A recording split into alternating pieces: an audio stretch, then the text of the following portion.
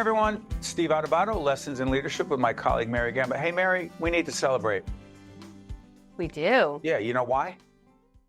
No, because we have a great team. Is this like our 300th episode or something? No, it's not that. This is way more important than that. Scarlett, do me a favor, come around here. We have the best camera operator in the world who's not just a great person in media and a great camera operator, but he's a dad and not even so new anymore. Neo's how old now? 3 months. 3 months. We're going to show some pictures of Neo. Best part of being a new dad is? The best part is just knowing that you have somebody who's going to be looking out for you, and you have to provide for that person, and your life is not going to be the same after that, for sure. Wow. You notice how Scarlett sounds so tired right now because he's not getting any sleep? And I love, even though he's focused on that, he's making sure that your microphone is perfectly attached. And But on behalf of everyone on the Lessons in Leadership team, jokes, goofing off, because we goof off a lot here, we could not be happier for you because you're not just the best at what you do, but you can be a great dad, and your son's lucky to have you. That's our man. You're going to make me cry going into this segment. You ready? Okay, now back to work. Now back to work. That sounds great. We kick off the program with our longtime friend and colleague, Professor Karen Boroff, who is Dean Emerita, the Stillman School of Business. How about this? A Fulbright Scholar. The first Fulbright Scholar we've had on for the spring of 2025, and she will be in Madrid, Spain, all connected to Seton Hall University. Good to see you, my friend and colleague. Same here. Hope you're well. Yeah, we are well. Hey, congratulations on the Fulbright Scholarship. Tell everyone what that means and why it's so significant, Karen. Well, in this day and age, everyone is looking to collaborate, and collaborating doesn't stop at the Atlantic or the Pacific Ocean. You want to form new connections and more relationships. You want to be internationally savvy for yourself and your students. So this opportunity at the University Polytechnic de Madrid will foster all those kinds of collaborations and more, ultimately for the betterment of our students. Awesome. And let me also say that Karen and I go back more than a few years, and I was honored. Bring the West Point connection into this. The U.S. Military Academy, Karen has a strong connection to them. She brought me up there along with the whole range of other scholars and academics in the field of leadership, communication related areas. And I was honored to teach up there for a day. Karen, make the connection between you, your work as a scholar, teacher, professor, and the U.S. Military Academy at West Point, please. Sure. It was great to have you there. You were phenomenal, Steve, and the students you really connected with them on a very interpersonal level. That was great. So Seton Hall has sabbaticals for faculty. So one of my first sabbaticals that I took on, I was honored to work at West Point for a year. And subsequently, I earned another sabbatical, and West Point hosted me again for that opportunity, which was phenomenal to be able to teach the students who will be officers, who will be then in charge of the lives of Americans' treasures, soldiers of tomorrow, is an honor beyond belief. So over time, we continued to work with West Point, nurturing at every turn. You just never know where the journey brings. So it's hard for me to imagine that in 2010, this relationship has been fostered immensely with faculty, staff, with collaborations on authorships, with West Point cadets coming to Seton Hall, with Seton Hall going up to West Point as students. So great. And we are a long time, not only is Seton Hall one of our partners and sponsors, I am an obsessed Seton Hall basketball fan. I know Karen is as well. Mary, jump in. I know basketball is not your thing. Hockey is, but Seton Hall does not have a hockey team. Yeah, no. Do we have a hockey team? Karen? We've got a very good club team. Okay. Hey, that's better than nothing. That's A-okay. Yes. And Let's Go Devils is that season, as we're taping this, is just getting started as well. And Karen, let's talk a little bit. If I'm wrong, you'll correct me. 35 years at Seton Hall, correct? That's correct. That's 35 right. years. Talk about the greatest lessons you've learned. You've probably seen so much in terms of not only higher ed evolving, but also your approach to leading, teaching the young adults. I know right now I have a 22-year-old and a 19-year-old, two sons, and just seeing how much has changed in the 2 decades that I've watched them grow and evolve. So in your more than 3 decades in higher ed, what has been I'm going to ask a 2-part question and break our rule here, Steve. What has been your greatest leadership lesson, but really what have you witnessed in terms of the evolution and how our young adults are learning today? A really good question. Let me do the first one about my own growth and lessons. One of the ones that I aspire to is not to worry about who gets the credit when something gets done. Things will happen. Don't worry about your claiming ownership or whomever. Don't worry about it. The good stuff will happen. I've also found that you have to get the people right. So if you hire properly, things happen. You can have great people, great teams. You always have to invest heavily in getting the people right. I've also found that excellence and quality always wins.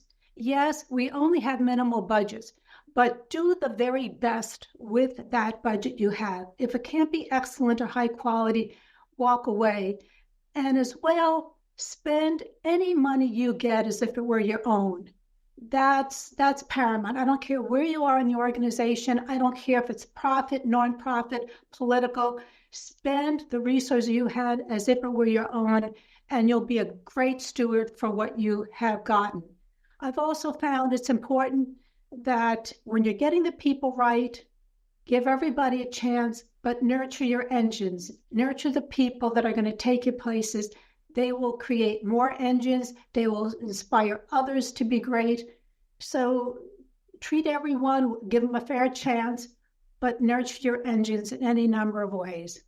Well said. Hey, Karen, I want to not challenge you, but engage you in this conversation. Karen knows that my teaching style, and I've been honored not just to be up at West Point and do that seminar, but also at the Buccino Leadership Institute, a range of seminars there and other classes at Seton Hall. This is a quote from Ben Franklin. I want you to react to it because it's about teaching, coaching, learning. Ben Franklin said a lot of things, but here's what he said as it relates to Karen's work, all of our work, those of us who have taught at any level. Tell me and I will forget. Teach me and I will remember. Involve me and I will learn. Involve me, and you know that I am super interactive to the point where some people will say, why is he pushing me so hard and asking me direct questions? I have this obsession about, I call it forceful engagement in my new book, Lessons in Leadership 2.0, the tough stuff. Do you believe that it's really important that we engage and pull people in, Dr. Boroff? Well, Mary asked the question about what about the learners of today? Absolutely, and you have to engage all their senses. But something very interesting that Ben Franklin also said, which I really believe, he or she who won't be counseled can't be helped. So it's our job to give our very best counseling to everyone that we possibly can. Feedback, positive, negative, give it straight, give it frank. Then you have done your job in giving your very best counseling. And hopefully the listener, the receiver, will say, okay, I will be helped. We do it all the time in coaching. You didn't plant your foot here. You should have angled this way in hockey, not that way. We say it all the time, eagerly. But when someone has a miscue at work, we shy away. A leader will give the very best counsel he or she can give to everybody to make that team great. Stay on that one. There's one of my favorite books from Douglas Stone and Sheila Heen is called Thanks for the Feedback. We'll do it in post-production. Mary, jump in here because I want to ask a question about feedback. Karen was saying, you give feedback, you give coaching, but you and I have found in our coaching and our work that very often people are very defensive. And there's not really a question here because I'm looking for Karen to react to it. Mary, go your direction, and I'm coming back to feedback if you have another direction. It's just I've been obsessed by this thing of feedback and why so many of us are so resistant to it. Go ahead, Mary. Yeah, no, we could go in that feedback direction for sure. And Karen, I'm sure you've seen this as well, is things have changed. I found that when I was growing up, it was very direct feedback and given in a very specific, concise way. Now it's a little bit more hand-holding. It's a little bit more softer tone. It's a little bit more, let's consider their feelings. Have you found that to be the case? And do you anticipate there may be a change and a shift, if you will, because of the dangers and the pitfalls of this latest generation of not being able to accept feedback and, dare I say, sometimes even cry a little bit if you try to give too direct feedback? Do you see a shift? Yes. Whatever has happened with COVID People come to the workplace a little bit more gentle. And the astute manager who can read the room will see, okay, I should be a little bit more gentle on first or the second. But eventually, the direct feedback has to happen at some point. This is not working out. Our customers are not satisfied. Okay, give your counseling and use the tiniest bit of tone in that counseling to change the behavior. Then a little bit more, then a little bit more. But at some point, because you're getting the people right, you might have to say, this is not a good fit for us. But my students, I try very hard to be gentle but direct. I am very old-fashioned. I still mark papers with red pen. I even mark a paper, not even a screenshot. But everyone deserves my best on counseling. Karen, a quick follow-up on this. You talk about giving feedback to students. How about, and you've had top-level positions in higher education where you were giving feedback to faculty members. I'm sure they're always very receptive to feedback, right, Dr. Boroff? Everyone takes it a different way, but everyone takes it. But you can't walk away. If you want to make the organization better, you have to say something. You're a steward. You're a steward of funds, people, and if you don't say it, are you wasting the organization's time, people, treasures? Dr. Boroff and I go ahead, Mary. I was going to say, I had one more quick question just for Karen about trust in leaders, because I did not want to let this segment end without asking you about this. I know that there's a new op-ed piece that you were one of the authors of, Karen. Talk about not only that op-ed, we can put up a link if it's okay to show people where to read it, but what does trust in leadership mean? All right, so the research shows that trust is a three-legged stool. Does the leader have the ability to do the job, he or she? Does the person act with integrity? And will they act benevolently? Not meaning a nice guy or gal, but the decisions that person makes, is it for the betterment of the organization or is it self-serving? If you don't have water in each of those three buckets, you're not going to be trusted. And how do I see? I look at data points over time. Do they have the ability to do the job? Are they acting with integrity and benevolence? What we played around with, our colleagues, Rushin Consul, Anthony Caputo, and myself, have looked at trust for Gen Z, but given that we're in the election season, we wondered whether this trust model applies to political leaders. Do we measure their level of trust with ability, integrity, and benevolence? And we asked the readers to say whether that stool still holds, or are there other factors that make us trust political leaders, or do we just say, who can you trust, regardless of the party? Karen, where can people find that? It was published where? Lori Pine our PR people have distributed that. We'll put up a link so they can go to our website and take a look at it. I'll work with Lori Pine and the team to make sure that people could access that article. I'm going to fully disclose I'm all in for Seton Hall, and they're longtime partners. And Karen, our friendship, our collaboration over the years has taught me so much. And I just want to not only thank you for joining us on Lessons in Leadership, but once again, thank you for being designated as a Fulbright Scholar, spring of 2025 in Madrid, Spain, Seton Hall University. Karen, all the best, my friend. Go Pirates. Go Pirates. Stay with us. We'll be right back. This edition of Lessons in Leadership is made possible by the Buccino Leadership Institute at Seton Hall University, Prager Metis, Valley Bank, the International Union of Operating Engineers, Local 825, the North Ward Center, the New Jersey Sharing Network, Delta Dental of New Jersey, the Helix, Fedway Associates, Inc., the Port Authority of New York and New Jersey, Choose New Jersey, and Seton Hall University, showing the world what great minds can do since 1856. This is Mary Gamba. If you want more leadership tips and tools, log on to stand-deliver.com. That's stand-deliver.com. Promotional support for this edition of Lessons in Leadership with me, Steve Adubato, and my colleague Mary Gamba has been provided by NJ.com, NJBIA and New Jersey Business Magazine, CIANJ and Commerce Magazine, and the Meadowlands Chamber and Meadowlands Media.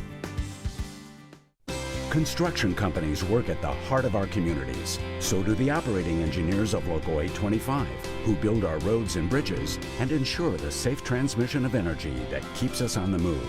Local 825 works with contractors as partners in quality, safety, and training. Our achievements stand as monuments to collaboration that will last for generations. This message has been brought to you by the members of Operating Engineers Local 825. Better building begins here. I am alive today thanks to my kidney donor. I am traveling and more active than ever before. I'm alive today thanks to my heart donor. I'm full of energy and back singing in my church choir. I'm alive today thanks to my lung donor. I'm breathing easy and I'm enjoying life's precious moments. There are about 4,000 people in New Jersey waiting for a life-saving transplant. Donation needs diversity. For more information or to become an organ and tissue donor, visit njsharingnetwork.org. Welcome back to Lessons in Leadership. Steve Adubato with all in yellow, Mary Gamba. It's a beautiful color. It looks great against the blue background. That's what I'm trying for, Steve. I said it's so funny. We were talking before we went on the air just about how, well, you weren't even in this conversation, but myself and our director. And I said, men have it easy. You just wear different ties, similar suit jackets. Women, it's a little bit more challenging. So I wanted to shake it up a little bit and try some new things for this tape day. So thank you for noticing. That's beautiful. I'm going to be wearing a yellow, April, our great makeup artist. I'm going to be wearing yellow tie. Will that work? No? Okay. I didn't think so. So, hey, Mary, let's get serious. We're late into 2024, but in January of 2024, you introduced a word that you said, this needs to be our mantra for the year and beyond, right? The word is? Intentional. What does that have to do with the Lessons in Leadership mini seminar we're about to undertake? It has everything to do not only with the mini seminar, but just how I've been approaching my life, how I've been approaching work, how I've been approaching everything that we do together. And it's the balance of making sure that what we're doing, I guess it started about a year or two ago when I started or coined the phrase, and I'm sure I didn't invent it, but let's make sure that we're focusing on impact over activity. There were certain times that I just felt like we were spinning a whole bunch of plates in the air, not a lot of impact, a lot of activity for what? And now that I'm getting older, wiser, you and I have learned and evolved and pivoted over the years. For going into this year, I'm not one for New Year's resolutions, but I am one for reflection. And when I reflected back, I felt like I wasn't being intentional enough about so many things in my life. So that's where it came from. Is that why you intentionally ask me for a raise every year? Yes, it is about that time. So it's funny that you were to bring that up and that Elvin brought it up. There's something in the planets today. So the only reason she wanted to do this segment is she wants to intentionally make more money. No. So put this up. This is intentional leadership and communication. Let's start with this. First bullet point, impact over activity. All right, you see it on the screen. Sylvester on the back end, great, our terrific editor will put the bullets up. But let's talk about impact over activity. Here's the deal. I don't like that we have so much activity that has no purpose, as Mary was just talking about. Why do we have 10 meetings in a day? Why, first of all, is the meeting being held? And meetings are just one example of activity over impact.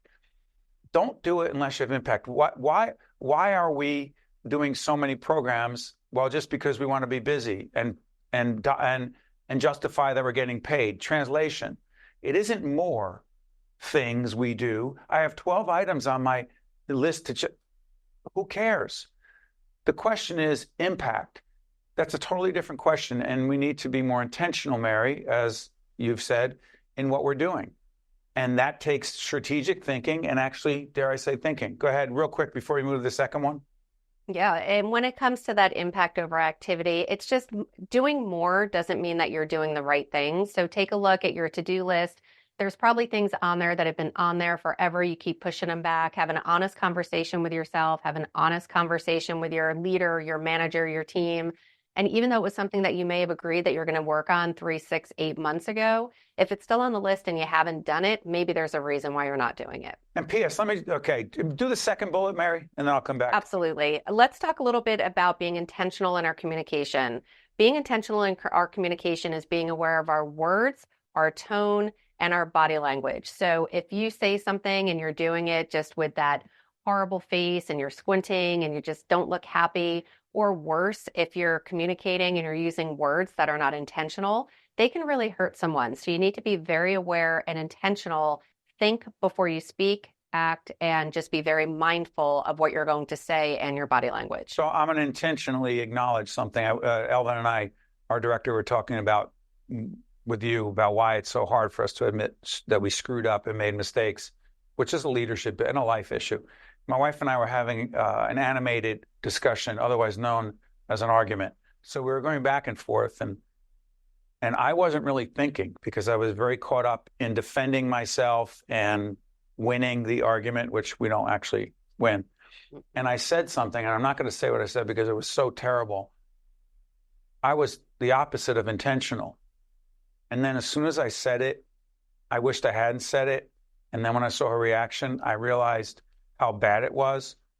And I said what I really meant to say was X, meaning if I had taken a breath, thought, and been more intentional, I would never have said what I said, and frankly, said what I wanted to say differently. I know this, and that's just not about Jennifer, my wife, and myself. It's about we get into an argument, we're in an intense situation, or it's emotional. We're not intentional. We're visceral. We're reactive, and it's not good. Third bullet point number 3, because I need to intentionally move on. Bullet point number 3, stay focused, aligning your actions with your vision. Mary, what the heck does that mean? So often, if we are not focused, you just start to spin out of control. I always start my day off. I say I'm going to be passionate. I'm going to have perspective. I'm going to be focused.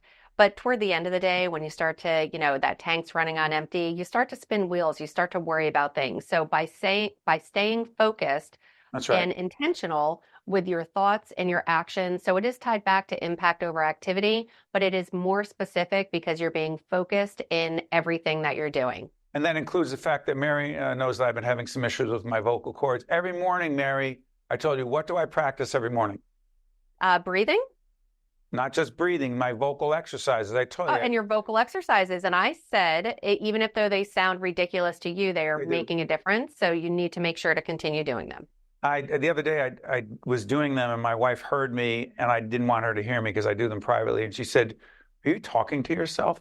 Because I have to use all these words. It doesn't really matter, but I intentionally try to practice it every day. How about this, Mary? I got this long to-do list. I have 12 items on my to-do list. Prioritize your to-do list. What does that have to do with intentionality?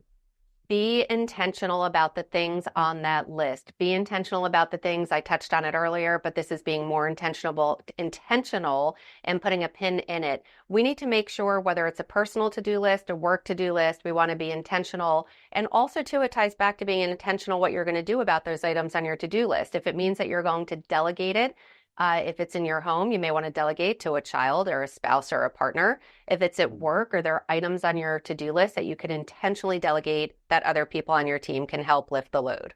Stop with the to-do list with 50 items. Pick the top 2 or 3 that day. Next bullet, this is a great one. Build and sustain and grow meaningful relationships.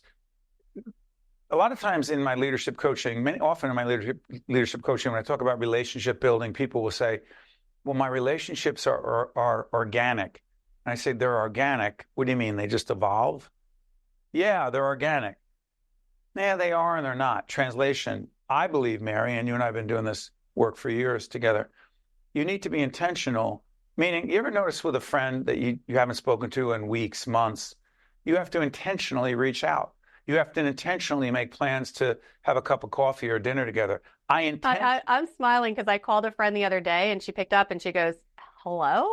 And unfortunately, she thought something bad happened. And I'm like, I'm just calling to say hi. And because we usually text. And I said, I'm on a walk. I'm walking for an hour. I'm going to pick up the phone and say hello. That was intentionally building a relationship. And along those lines, I will intentionally, and also it has to do with the people in your lives. I will intentionally say to my wife, Jennifer, after an argument, no, I'm joking, or anytime, Jen, let's go out this Saturday night. Because here's what happens if we don't. And look, it's not about going out, or not going out.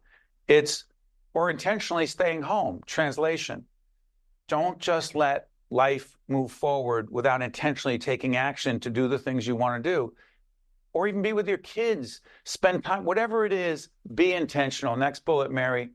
Maintain positive attitude intentionally. It is not about things that happen to us. It is our response to the things that happen. So it is so important that we constantly check in on our own attitude. Why? Because, Stay right there. Hold on. I want to intentionally ask you to do this. April, do me a favor. In the next studio next to our library, there's a little stone they have that says gratitude, and I'll pick up Mary's point. Go ahead. Yeah. So it's all about being intentional, being grateful, and really making sure to focus on the good things in life, because it is awfully easier to focus on the things that are going wrong, spiral down that rabbit hole. You can't put your head in the sand and not address those things, but you want to make sure that you are maintaining a positive attitude because it is contagious for those around you. This reminds me, I intentionally have this in the other studio. We have a library studio. I should have had it here today. I was not intentional. This says gratitude. Now, why we say, oh, you need to remind yourself to have gratitude? Yep. Why? Because if not, and if I'm on autopilot, the bottom line is I'll react to stuff that goes on in a way that's not productive, as opposed to deciding, as Mary said, intentionally to have a good attitude and also to have gratitude. Yeah, you got to remind yourself. Next bullet, Mary. Yeah, we talked about delegate and micromanaging. I want to add to this one, though, coach and mentor those around you. Left intentionally. Go ahead. I got it. I am going to intentionally say, because we have one more tip after this one, but this one, when we talk about delegating, micromanagement, and coaching and mentoring those around you, be intentional about lifting up, building your team, and coaching and providing guidance to the people around you. And the last one, I'll throw it to you, Steve. And you intentionally watch has nothing to do with anything. And the Devils. And yeah, I'm a Ranger. It's funny. I don't like hockey that much, but I root for I will admit it. I root for the Rangers. How about this one, Mary? Intentionally focus on wellness and lifelong learning. Intentionally reading certain books. Intentionally deciding you're going to take care of yourself, whether it's taking a walk, exercising, getting more sleep. You ever see people say, oh, I don't know where the time went, because you're not intentionally. Scarlett, do you intentionally set time aside to work on your fitness? Sure. Because otherwise, I lost the day. I'm sorry I didn't get a chance to do that. April, you're shaking your head as well. You intentionally do what? Work out on a regular basis. You do yoga too? Okay. I intentionally go to my Pilates class on Friday mornings. And it's not just exercising. There's people watching. And me, I admit, I walk every single day, but that's about the peak of my exercise. My Peloton is just sitting there right now. But I intentionally do things that fill my life with joy. And Mary, oh, yeah, thank you. What is Elvin saying? Mine too? Okay, I don't even know what that means.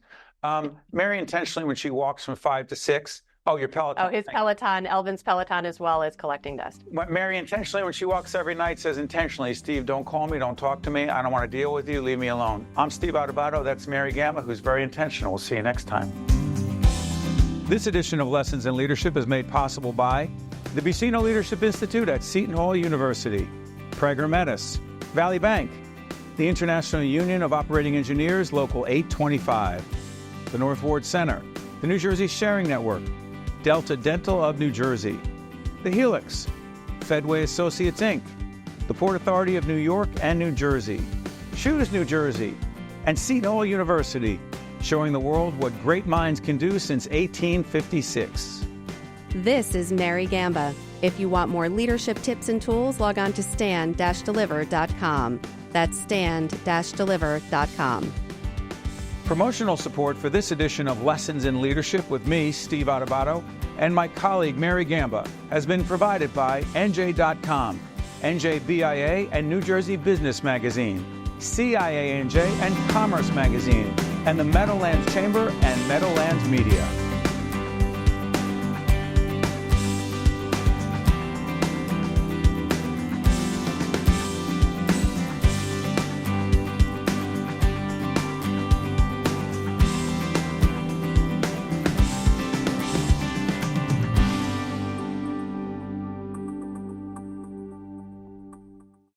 Construction companies work at the heart of our communities. So do the operating engineers of Local 825, who build our roads and bridges and ensure the safe transmission of energy that keeps us on the move. Local 825 works with contractors as partners in quality, safety, and training. Our achievements stand as monuments to collaboration that will last for generations. This message has been brought to you by the members of Operating Engineers Local 825. Better building begins here.